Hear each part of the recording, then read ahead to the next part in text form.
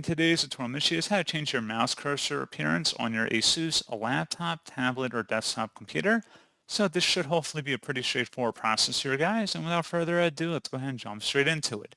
So all you have to do is open up the search menu and type in settings. Best result, come back with settings. Go ahead and open that up.